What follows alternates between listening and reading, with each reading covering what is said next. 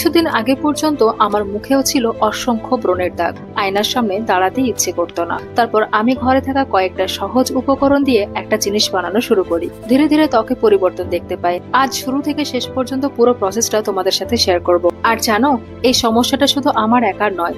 আজকাল স্কুল কলেজের ছাত্রছাত্রী থেকে শুরু করে অফিসে কাজ করা মানুষ অনেকেই ব্রণের দাগ আর রোদে পড়া কালচে ত্বকের সমস্যায় ভুগছে। কেউ মেকআপ দিয়ে ঢাকার চেষ্টা করে, আবার কেউ নিজের ছবি তুলতেই অস্বস্তি বোধ করে। আমিও একসময় ঠিক এই অবস্থাতেই ছিলাম। আসল কারণটা বুঝতে পারলে সমাধান করাও সহজ হয়ে যায়। সারাদিনের ধুলো, ঘাম আর অতিরিক্ত তেল মুখে লোমকূপে জমে থাকে। এরপর সেখানে ব্যাকটেরিয়া জন্মালে ব্রণ দেখা দিতে পারে। আবার বেশি রোদে থাকলে ত্বকের রং অসমান হয়ে যায়। আর নিয়মিত যত্ন না নিলে ত্বক ধীরে ধীরে নিষ্প্রাণ আর ক্লান্ত দেখাতে শুরু করে। তবে সুখবর হলো, সঠিকভাবে যত্ন নিলে এই অবস্থার অনেকটাই উন্নতি করা সম্ভব। আমি যে মিশ্রণটা ব্যবহার করেছি তার মূল উপাদান হলো নিম পাতা। নিমে প্রাকৃতিক অ্যান্টিব্যাকটেরিয়াল আর অ্যান্টি ইনফ্লামেটরি গুণ রয়েছে, যা ত্বক পরিষ্কার রাখতে সাহায্য করতে পারে। এর সঙ্গে থাকবে ভিটামিন ই, গ্লিসারিন। আর যদি চাও তাহলে টি ট্রি অয়েল ব্যবহার করলে বেটার হয়, কিন্তু এটা অপশনাল। এবার একে একে দেখি কোন উপাদানটা কি কাজ করে। প্রথমে তাজা কচি নিম পাতা নিয়ে নাও। নতুন আর নরম পাতা হলে বেশি রস পাওয়া যায়। পাতাগুলো ভালো করে ধুয়ে নাও, যাতে ধুলো ময়লা একদমই না থাকে।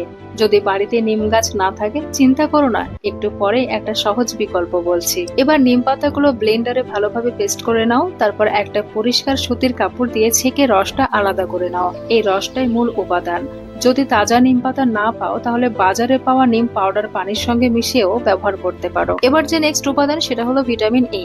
এবার এই রসের মধ্যে একটা ভিটামিন ই ক্যাপসুল মিশিয়ে দাও। এটা সহজে যে কোনো ফার্মেসিতে পাওয়া যাবে এবং দামও খুব বেশি নয়। ভিটামিন ই ত্বককে নরম রাখতে আর শুষ্কতা কমাতে সাহায্য করতে পারে।